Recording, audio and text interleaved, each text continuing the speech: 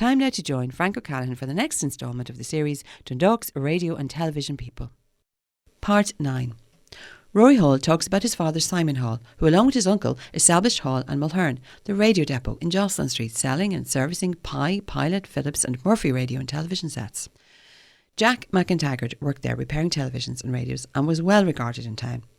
Included in this programme is a recording by Frank Baldwin, now living in England, whose grandfather William Patrick Baldwin set up a radio shop in Park Street before moving to 82A Bridge Street in 1937. With me in the studio tonight is a man that needs little or no introducing. It's Rory Hall from Jocelyn Street. I think everybody knows Rory, and for all good and right reasons, Rory, you're very welcome to the programme. Thank you. So as you know, we're here tonight to talk about Dundalk's radio and television people going back into the 1950s and the 1960s. And the first thing I want to draw your attention to is a lovely photograph you gave me of the shops down in Jocelyn Street. It says Simon Hall over the shops. Go back into the history of your family in terms of... Simon Hall, my father, but my grandfather, his father was also Simon Hall. And he was a tailor in that very building. He called himself a merchant tailor, whatever the hell that means, you know. But he was a tailor, and he inherited the place from his aunt's husband, a fellow called Samuel Vero. I don't know where he came out of, but the name wasn't Westport in County Mayo anyway. He wasn't. I don't know where he came from. Got off a boat maybe, but he was a tailor. He started a business, and he had no children. He married Simon Hall, my grandfather's aunt, and they had no children. So when he was getting old, this Samuel Vero, he called over his wife's nephew, who grew up in Carrickmacross. They'd been there for centuries before that. And he brought him over because to take over the business. It was well-established business, and Simon Hall came over and eventually owned the whole business. And did Simon run like a tailoring company, or how did he manage? Oh, he made suits. Suits, yeah. Yeah, for people Yeah. went in off the street and got themselves. He didn't. There was no such thing as off a clothes, off the peg, as they say. Yeah, everybody went to a tailor. Dundalk was probably full of them, you know. And he did a very good business, and he had his tailor shop in what is now, you're looking at that photograph there, the television shop later. But he lived in number 9. And then eventually he built what is now number 10 and moved his business into number 10. He always had the business in there, but he lived in number 9. And then he built a bigger house in number 10 and put a front room, which became the showroom for his business. Yeah. And he sold number 9. Well, I bought it back in 68, so... Just to keep it in the family? Just I wanted it. Yeah. Good reason. To expand into it, you know. Yeah. So how did the business move from tailoring into televisions, or was there something in the middle of that? Simon took over then and ran the business until about 1930. But at that stage, his whole family was scattered. One son was a tailor, following his father. That was my Uncle Paddy. But they fell out, and he freed off and ended up in Sligo, and he died in Sligo years later. And eventually, old Simon quit. He retired and stopped working. And at that stage, my father was in America. After the Civil War, a lot of the people on the Republican side went off to America. So he stayed in America till 1933, when there was a change of government here. Dev got in 1933, and he thought it was time to go home, and he came home, but he wasn't a tailor. So he had no job, so he decided himself and his brother-in-law, Gerard Mulhern, another ex-IRA man, the two of them came home he was in America too. So my father married this Gerard Mulhern's sister, that's my mother, and when the two of them came home, Gerald Mulhern was qualified in America as an electrical engineer, not an electrician, an electrical engineer. A very rare thing at the time because electricity was fairly much in its infancy. But the two of them decided that they were both unemployed, so we'll try and sell radios, which was the big upcoming thing, you know. And this is where the name Hall and Mulhern. Hall Mulhern. It used to be called Hall Mulhern. That's where that name came from, actually. Hall Mulhern too, yeah. And not my mother, her brother, Gerald Mulhern. There used to be a beer shop up in Park Street there. I remember Gerald it, Mulhern, yeah. Have the record of it, yeah. Frank, brother of this Gerald, but his son was called Gerald after the uncle. And that's the connection. Anyway, Gerald Mulhern eventually got a first-class job in the ESB in Dublin as an electrical engineer and spent the rest of his life there, involved in rural electrification, all that stuff. But a terrific pay job, you know, one of the top men. So that left my father on his own, but he kept the name Hall Mulhern. When he died, I was in England, and my brother, an older brother, who knew nothing about the business, but he hung around. He was an accountant, but he stopped being an accountant for a few years while I was in England. And he changed the name from Hall Mulhern to Simon Hall and Sons. That included him. Clever. Yeah. But when I was at school, after fifth year, I got a job in the Isle of Wight as a bus conductor. By God, you got around, boy. A bus conductor. You know what a bus conductor is? No such thing today. Yeah. The ticket. He issued the tickets and collected the money. Yeah. Any more fares, please? I got a job on the Isle of Wight, which is off the south coast of England, as a bus conductor. I was at school, and the head brother Kavanagh was his name. He said, at that time, a lot of people never got to the leaving cert, you know. We had 14 people in the class. One class. Now there's 100 in the same school doing the leaving. My day there was 14. So your man, the head brother, heard. He got wind. I told all my pals in the school, I got a job in England on the buses. So every one of them wrote it and were employed. You had to be 18 to work on the buses. But we said we were 18, just told a lie. And we were 16. One fellow was 15, and he ended up on the buses with us. A fellow called Stephen McCormick. He worked in Halliday's after, or Clark's. But about 10 of us out of the one class, there were only 14, ended up bus conductors in England. And the head brother Kavanagh got wind of it, and he came in and stood in front of the class. He says, anybody who goes over to England to work needn't come back here. They won't be allowed into the school. So we knew bloody well if he didn't let us back into the school, he'd have no school. He'd be left with 4, you know. So we ignored him. We went. He came back, not a word about it. Yeah. Just go back a step there. You said you were in England. Well, you see, we were Murphy dealers.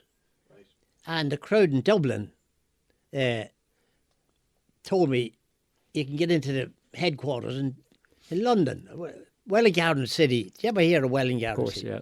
It's about 20 miles from the centre of London. Not in London, but just out the road. 20 minutes in the train, you know. So that's through the Dublin office, the fact that we were Murphy dealers, they told me, you'll have no problem going over there. They'll take you in because you're a son of a Murphy dealer, you know. In the factory, I knew Irish fellas, but they weren't in the business here. But there was quite a lot of British dealers or sons of British dealers in the same factory. And I worked there for 2 years in the service department. And I went to day release into a third level institution to do the theory, and I got to practice in the service department. You were well educated, to choose the word, when you come back home to Well, I knew something about absolutely televisions, fixing them and all the rest. But I also had an excellent guy who worked for my father and then for me, Jack McIntyre. I don't know if you ever heard Jack McIntyre, but Tell me a little bit about Jack then. he was down from the Castleton Road originally, but the father employed him probably in the late 30s, and he was an excellent electronic technician, you know. How did he get that skill? Was it a natural thing to him, or did he study it? Or He must have studied it, but not in a school. He must have got books and read them, you know. But and then self-taught. practiced by working in the self-taught? Shop. At the time, it was radio only, valves, not transistors. And he worked there. And when my father died, and I took over eventually, he still continued to work for me, which he did until he retired in 1982. Relatively recently. By comparison, 43 years ago, yeah. That's relatively recently. So I carried on until 1990, but I had already started with my wife the curio shop, which is an antique shop, and it was there till 3 years ago, you know. I put the antique shop into where radio rent and buy is there, number 9. That I remember the place well. Just how did you manage to get into that business? Because it's which business? The antique business. My wife's people were in it in Uri. Oh, so that's what the background was. Yeah. McCabe's Antiques in Uri had a big place. It's still there. Well, the son turned it into modern furniture, but it's still there. Huge place out to Belfast Road, the old Belfast Road. McCabe's Furniture. So, but the wife knew something about antiques, and when we got married, we decided we'd have a go at the antiques as a sideline. But after a while, I realised that was the best one. The antiques were better than there was a little bit more money. There was a little bit more money in them than the television. Well, less trouble. Yeah. Televisions, the original television, the first lot of televisions around here, were constantly breaking down. Was this in the early 60s? Early 60s, yeah. right through. The first colour televisions were damnable altogether. Jack, that I mentioned there a minute ago, Jack would be in the workshop and bring in the colour television. He'd fix it, repair it, and he'd say, "Get that the hell out of here before it breaks down again." Constantly, yeah. What was the problem? Was the technology released too early in its... The technology wasn't good enough, and the original colour televisions had over 2,000 pieces. My word. 2,000 pieces, every one of which could go wrong, and they did. So they were terrible bloody things. Now televisions go on forever, you know. Yeah, but there's no fixing it. I suppose it was a natural thing for the television. A new technology like that, and moving from black and white, there was always going to be trouble with them, and probably the producers were just dying to get them out of the marketplace. Oh yeah, they might have released them too early. Yeah. Well, what do you call him? Martin McCourt was assembling televisions too. Sobel, I think they called him, up in Dundalk, you know. And he called it planned obsolescence. What does that mean? It meant that they're only designed to last so long, so they'd have to be replaced. Planned obsolescence. Oh, I see, yeah. It's worth 2 years. It's worth 2 years, and then we get you a new one. You have to buy a new one, yeah. And is that the way it panned out, incidentally? Well, it got better and better, and they invented newer techniques for, instead of 2,000, they were able to reduce it into what they call integrated circuits. Instead of having 100 little pieces, they put them into a lad that size, and you just changed that. That was natural progress, wasn't it? That was the way it went, eventually, and I assume it worked. They got better, more reliable, and more reliable. Yeah. So, going back to the television, or staying with them actually, what's your big memory of your time in it? What's the one thing that sticks in your head?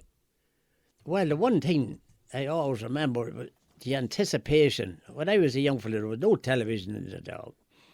You could get it in Belfast, but the power wasn't strong enough to reach Dundalk.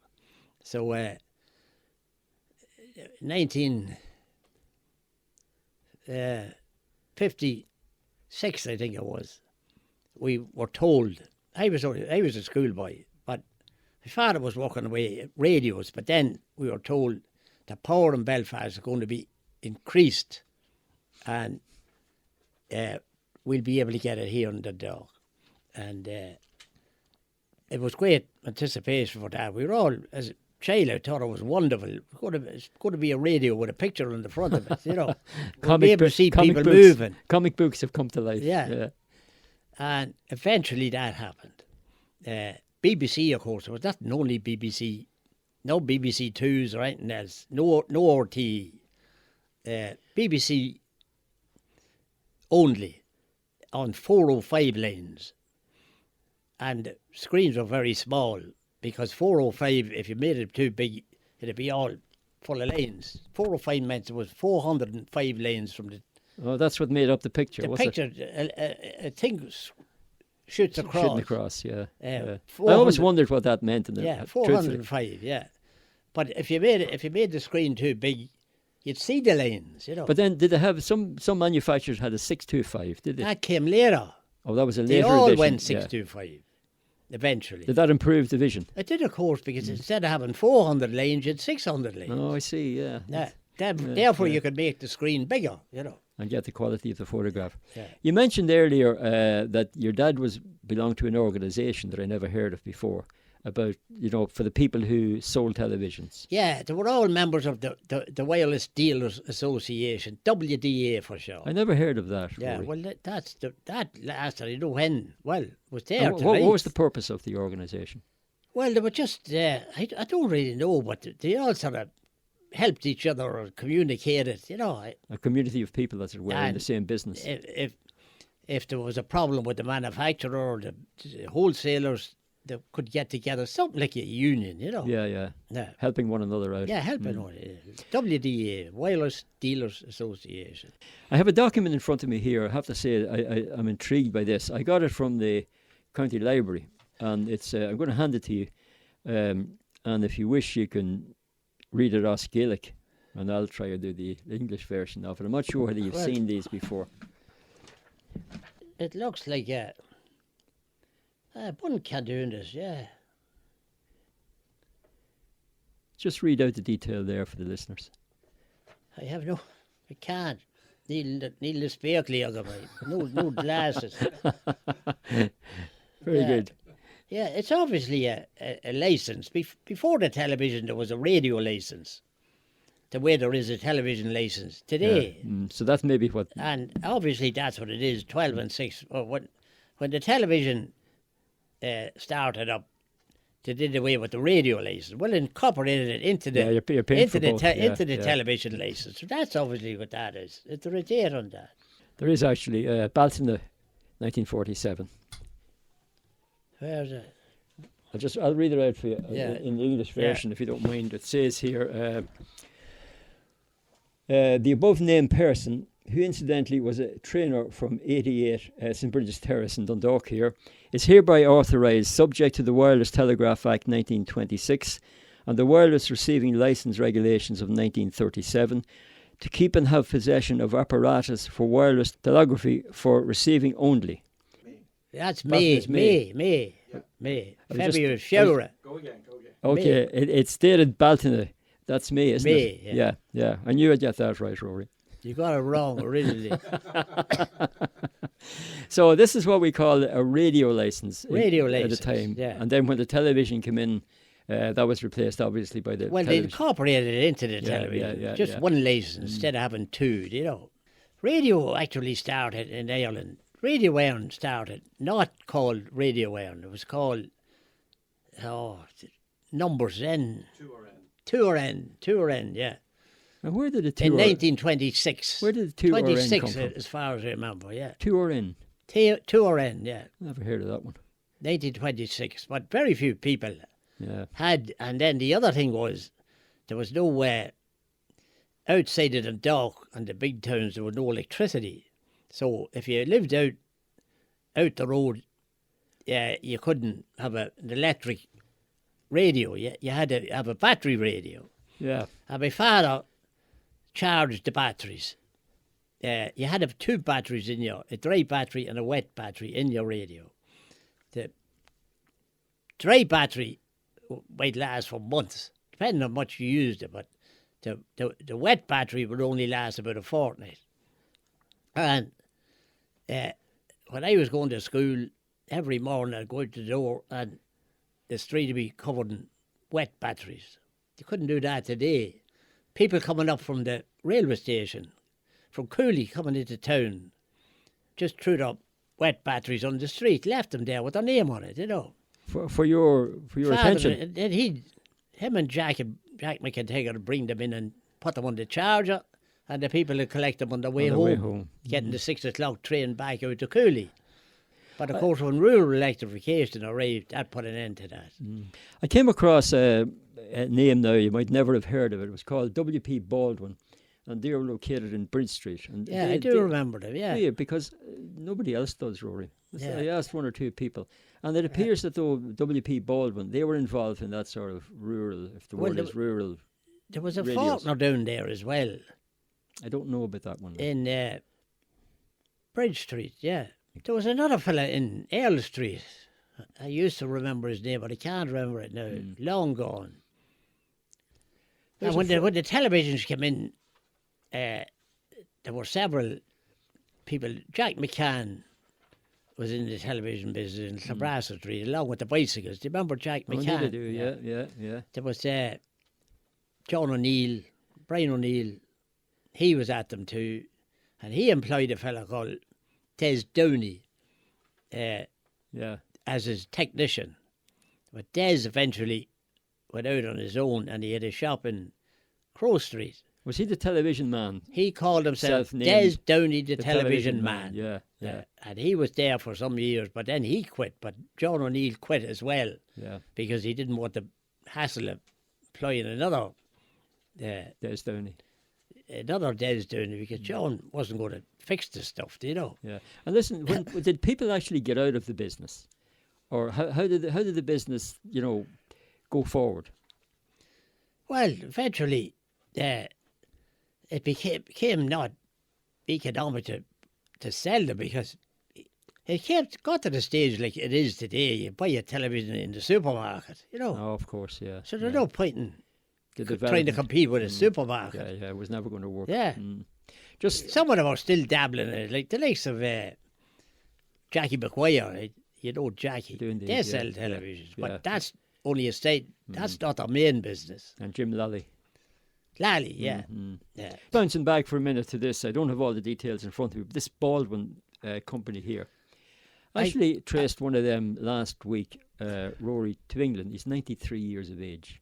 Still alive. Still alive. Right. I hope so. He was talking to me. So. David is shocked at talking to you. Yeah. We won't be cutting that piece out. And he's just immersed in this, and he's very much looking forward to hearing some of all what people in Dundalk might know you. Did he say when he quit there? Or? He did, yeah. There's a good story I'll relate it to you in the course of the programmes. But either himself or this guy standing at the door at the photograph I'm showing you here, they were into that wet-dry battery. Now, I don't understand the technology, so I hope I'm using the right terminology here. They were into all of that, and then when the war came, it sort of dried up. Am I right there? The battery supply dried up or something. Yeah, but they still had to keep them going, Yeah. Well, this guy at the door here, he got a very big job as a senior draftsman with Harland and Wolff, and then I think he in Belfast. And then I think he came back and got an even a bigger job with the ESB or whoever the organisation was at the time. Does he say when he stopped the radios? He does, but I don't have it in front of me at this moment in time. But I tell you what, we'll come back to it in the course of the programme. I know nothing about him, but I just vaguely remember the name in Bridge As far as I know now, because I traced a wee bit, they were still part of the Baldwin family from Tommy Park Baldwin, all from Park Bernie Street. Baldwin. Yeah, they were part of that family originally. Yeah, Willie Baldwin, yeah. Hello, my name is Frank Baldwin. I'm the eldest son of William Patrick Baldwin, who was born in the year 1900 in Dublin, lived for 3 years, the family did there, and at the age of 3 they moved to RD. Later the family moved to Castletown Road in Dundalk. His dad died in his mid-50s, so he was the one responsible also for the family. He studied to become an electrical engineer, And he informed me when I was young that he went to Gretna Green to study to get experience in the power station. He was employed in Dundalk Power Station, who supplied DC energy. In 1932, in the 5 months into marriage, he had bought a property at 14 Park Avenue. So with no employment, he started his own business. I vaguely remember then Park Street is where he opened a shop, but I don't think he was there for long, because I remember he moved his business to Bridge Street. When the Second War started, he could not get material and goods. He went to work in the shipyard in Belfast, Harlan and Wolves. He was wiring tanks. His next move was to work in Dublin. He left to work later at the cement factory in Drogheda as a maintenance electrician. My cousin Dr. Danny McGuinness advised Dad to leave as the power cement would harm his lungs. He then started his own business and gave me an apprenticeship where I will always be grateful for. When all of the electric was installed in the country, when Ireland was supplying it to the farms and all, the work wasn't available. And I got married in 1957 when we moved to England, Cheshire. I was employed by the Electricity Board. In 1958, Dad got employed by the same electrical board in Chester. In 3 weeks, he requested a move to Crewe so as he could stay with us. In retirement, they moved back to Ireland, to Blackrock, Dundalk. He died at the age of 82. And may I say, as what he was respected by, in my 20th year award, Mr. Walsh, who interviewed Dad and myself, later paid a compliment on my first award of 20-year service. He said my dad had such a good reputation that he knew to employ me would be good, and he said that I didn't let them down.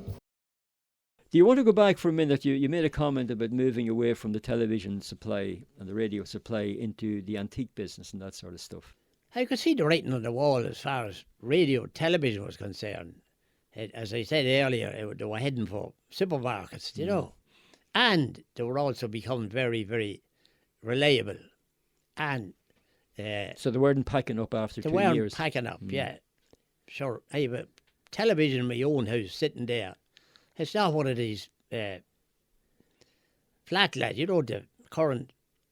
It's the old style television. Yeah. With a CRT tube in it. But it's there for at least 20 years and it never broke down. Now, that would be unheard of if it did, in my day. If it did, could you fix it? No, I couldn't. Do you see the photographs? I'm totally out of date now. I wouldn't have a clue now, you know. I'm showing you some. I'm showing this to the listeners. Explain to the listeners. I'm showing Rory some old photographs here of advertisements that your company had in the Democrat back in November and December in 1959 and 60. And you pointed earlier at this one here, this Murphy. Yeah. You said something about the lid on the top. What was your point about that?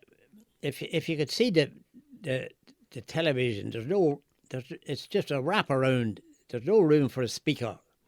Normally the speaker would be facing out, but there's no room for one there. So they had the speaker on the top facing up, but to catch the sound, to put the lid was used as a sound mirror, you know, so that it just throw the sound forward. So the sound came up on the little lid. That television was current when I was that and one's very like it, just slightly developed when I worked in Murphy's in Welling Garden City in England. That was the television, the main one, in various sizes, you know. Murphy, an Englishman, obviously of Irish origin. The most common name in Ireland is Murphy. And the factory that I worked in was his. And when I was there was about 500 or 600 people working in the factory. My word, huge. But they had branches in Dublin.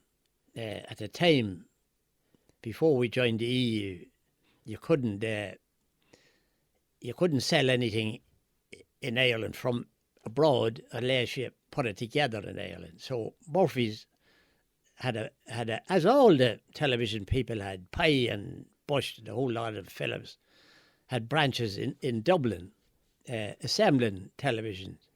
They couldn't sell them. Later on, I was selling Ferguson television. Murphy was taken over by Bush eventually, but I continued selling Bush and Murphy. Some of them, they called some of them Murphy, others Bush, you know. And when we joined the EU, Ferguson had 500 odd employees. A year later, they had about 30 because they didn't need to put them together in Dublin. Yeah, because they just brought them in boxes. Regulations changed. They became EU. They became just distributors, you know. Different way of producing. Listen, am I dreaming here, or did you say to me at some time that originally on televisions the vision went up? Yeah, well, that was even before my time. But how did that work? When I worked in Murphy Radio in England, they had a museum with all the ancient stuff in it, all the old televisions and radios, you know. And one of the first ones from the 30s or early 40s, the screen faced up to the ceiling, and they had a mirror behind it, so you didn't see you didn't look at the screen because it was facing up. You looked at the mirror. Amazing. And you saw a reflection. What year would that represent in terms of its manufacturing? Probably 1940, 38. Television started in England, as I said before the war. But the war stopped it. For the duration of the war, there was no transmissions. And it started up again after the war. So the television I'm talking was probably pre-war. Amazing. Right. Before we wrap up, is there anything else you'd like to mention about the history of television or your family, or any great memory that sticks in your mind? Or not really.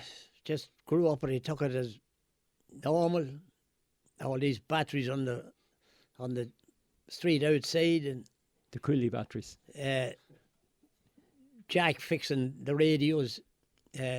When a radio would come in for repair, radios broke down as well, and Jack then would have, his first thing he had to do was take it out into the backyard with a bicycle pump and blow the dust out of it. They were all full of dust. Was that causing the trouble? Pardon? Was that causing the problems? No, the dust didn't cause the problem. No, but you couldn't start to work on it when it was full of dust. Until you de-dusted See, there was holes in the back cover for ventilation to let the heat out.